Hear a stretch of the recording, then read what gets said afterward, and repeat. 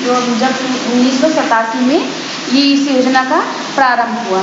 राष्ट्रीय शिक्षा की नीति के बाद, राष्ट्रीय शिक्षा नीति हमारी 1986 में, उसके बाद जो उसमें कमियां थी उसको जो है ऑपरेशन ब्लैक बोर्ड 1987 में उन कमियों को पूरा किया गया। वैसे तो ऑपरेशन ब्लैक बोर्ड का मतलब अगर देखा जाए तो ये होता है कि जैसे युद्ध स्तर पर अभियान छेड़कर या चलाकर किसी कार्य को शीघ्रता पूरा करना। जैसे कोई जब युद्ध होता है हमारे देश में या बॉर्डर पे, तो जब उसको ये मतलब लक्ष्य रहता है कि जल्दी से जल्दी जो है ये पूरा किया जाए। ये वही मतलब ऑपरेशन ब्लैक बोर्ड का भी है कि जो हमारे प्राथमिक स्तर के विद्यालय हैं, जो माध्यमिक स्तर के विद्यालय हैं, जो उच्च स्तर के विद्यालय हैं, उनमें जो उनकी गुणवत्ता में जो भी कमी है उसको पूरा करना। देखिए इसका अर्थ हुआ।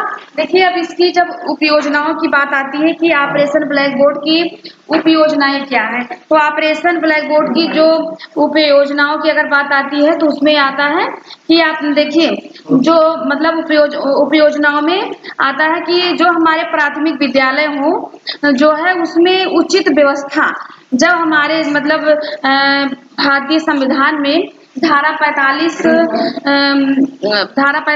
में यह स्पष्ट किया गया, धारा 45 के अनुसार कि जो हमारे देश के जो हमारे बच्चे हैं, लड़के लड़कियां, उनको 14 वर्ष की आयु में निःशुल्क तथा अनिवार्य शिक्षा प्रदान कराना। लेकिन जो हमारे संवैधानिक उत्तरदायित्व है कहीं न कहीं जो है उनमें कमियां पाई गई। पर जो है ऑपरेशन ब्लैक बोर्ड के बाद जो है जैसे मान लीजिए आप बहुत सारी योजनाएं चलाई गई, प्राथमिक विद्यालयों का भी विकास किया गया, लेकिन उनमें जो उनकी गुणवत्ता होती है प्राथमिक विद्यालय की, उस पर विशेष ध्यान नहीं दिया गया। जैसे गुणवत्ता अगर देखा जाए तो गुणवत्ता का मतलब होता है कि जैसे विद्यालय भवन या पानी की सुविधा या जो है बच्चों की जो शिक्षण सामग्रियां होती हैं उसकी उचित व्यवस्था, और विद्यालय भवन में कितने कमरे हैं, और तो इन सब कमियों को पूरा करने के लिए ऑपरेशन ब्लैक बोर्ड योजना प्रारंभ की गई, जो है जिससे बहुत ही शिक्षण क्षेत्र में हमारे परिवर्तन हुआ। जो है इसके बाद देखिए जब इस पे ध्यान दिया गया कि हमारे प्राथमिक विद्यालय में सारी सुविधाएं होनी चाहिए, और जो विद्यालय हो बहुत दूरी पे न हो, कम 1 किलोमीटर 2 किलोमीटर की दूरी पे प्राथमिक विद्यालय हो, और विद्यालय में अगर 2 शिक्षक हैं जेंट्स तो एक उसमें महिला शिक्षिका होना अनिवार्य रहेगा। और उसके बाद जो भवन है उसमें अगर कमरे हैं तो देखिए जो कमरे हैं उपयोजनाओं के अंतर्गत आ रहा है ये, तो उसमें जो है आगे बरामदा भी रहना चाहिए। बड़ा इसलिए कि ताकि हर मौसम में बच्चे जो है अपने आप को या शिक्षक कंफर्टेबल महसूस कर सके। ठीक है, आगे बरामदा होना उसमें जरूरी होता है। तो इन्हीं सब आवश्यकताओं को जो उनमें कमियां थी, जो उनकी मूलभूत आवश्यकताएं थी, इन्हीं सबको पूरा करने के लिए ऑपरेशन ब्लैक बोर्ड योजना प्रारंभ की गई। अब देखिए अगर इसकी उप योजनाएं मान लीजिए, अब अगर आपके उसमें आता है ऑपरेशन ब्लैक बोर्ड की उप योजनाएं क्या है, तो उसमें देखिए आता है कि जैसे मान लीजिए कोई मतलब शिक्षा, कोई बच्चा है पढ़ना चाहता है या प्रधानाध्यापक का जो कार्यालय है वो सही ढंग से नहीं, तो उनको जो है कुछ न्यूनतम अनुदान दिया जाए ताकि जो है उनके कार्य में या शिक्षण प्रक्रिया में कोई अवरोध उत्पन्न ना हो। इसके बाद देखिए बात आती है कि ऑपरेशन ब्लैक बोर्ड के अंतर्गत जो सुविधाएं जो सुविधाएं शुरू की गई, उसमें देखिए सुविधाओं में क्या था कि मानचित्र, जैसे मानचित्र होना जरूरी, मानचित्र होना चाहिए, मानचित्र यहाँ देख लेते हैं चार्ट। देखिए जो है सुविधाओं में अगर देखा जाए तो प्राथमिक स्तर पे जो बच्चे होते हैं बहुत ही छोटे होते हैं, तो उनको अगर मानचित्र या चार्ट दिखा के कोई भी जैसे दृश्य सामग्री होती है तो उससे जो है उससे बच्चे ज्यादा इफेक्टिव होते हैं, ज्यादा समझ में उनको आता है। और चार्ट दिखा के, मानचित्र दिखा के, जैसे मान लीजिए आपको साइंस पढ़ाना है या जो है बच्चों को आर्ट पढ़ाना है, कुछ भी अगर आप उसको दिखा के पढ़ाएंगे तो बच्चे उसको ज्यादा समझेंगे। और जो है उनके भविष्य में जो है शिक्षण सामग्री जो है एक तरफ से हम कह सकते हैं कि अगर उचित शिक्षण सामग्री है तो जो है उनको पढ़ने में बहुत ज्यादा आसानी होगी। इसके बाद देखिए उसमें जो है हमारे प्राथमिक विद्यालय में संगीत उपकरण, जैसे कभी कभी संगीत उपकरण भी रहना चाहिए। जैसे बच्चे कभी कभी स्कूल में जो सांस्कृतिक कार्यक्रम होता है, प्रोग्राम होता है, उसमें जो है संगीत उपकरण का होना आवश्यक है। जो है क्योंकि बच्चों को कहा जाता है कि पढ़ने के साथ साथ उनको जो है हर चीज से अवगत कराना चाहिए। इसके बाद देखें तो जो है अगर देखें तो खेल का मैदान ये भी बहुत जरूरी है, क्योंकि जब बच्चा अगर लगातार पढ़ता रहेगा तो वो जो है ऊबन महसूस करेगा, उसका मन जो है पढ़ने में नहीं लगेगा। लेकिन अगर उसको थोड़ी देर के लिए ब्रेक दे दिया जाएगा, खेलने के लिए उसको फ्री कर दिया जाएगा, तो वो पढ़ने पे ज्यादा फोकस करेगा। और जो है गणित का होना भी जरूरी है जो है प्राथमिक विद्यालय में। और उसके बाद जो है जो कमरे हो, जो बरामदा हो, हर मौसम में वो जो है अवेलेबल हो पढ़ने के लिए।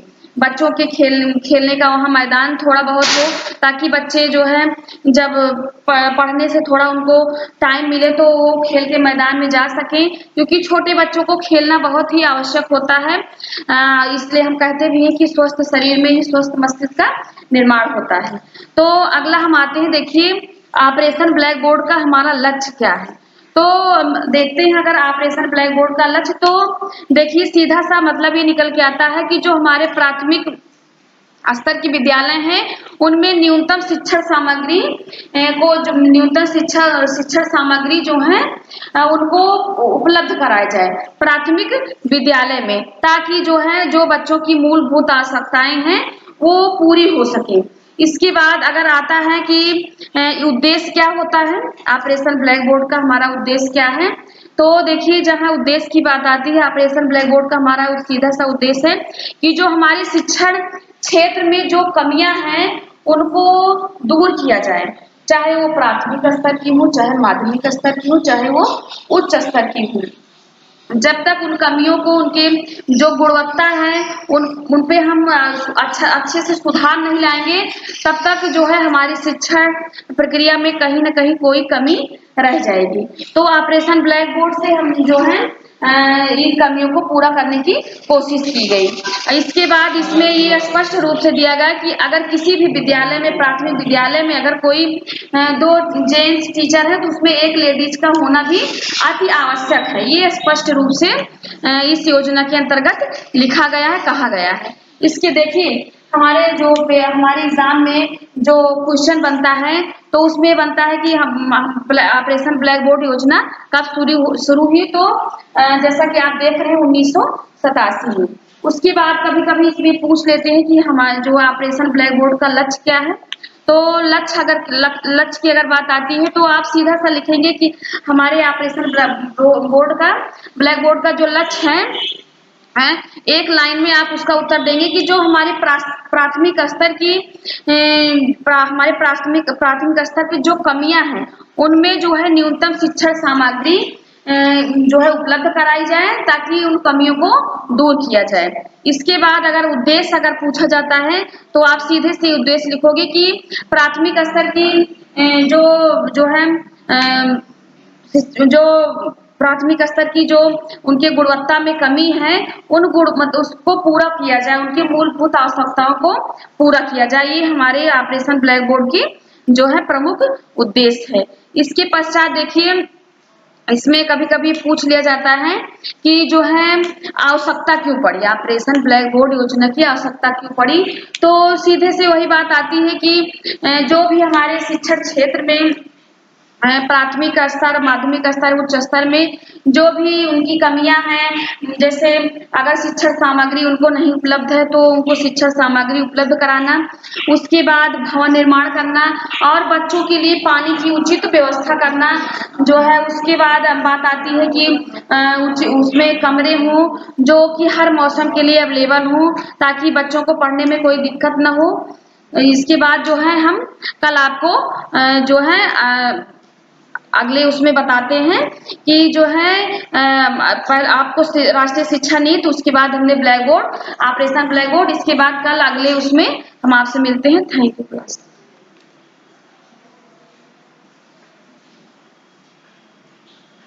छोटा टॉपिक बंद कर दिए, चल रहा था, चल रहा था।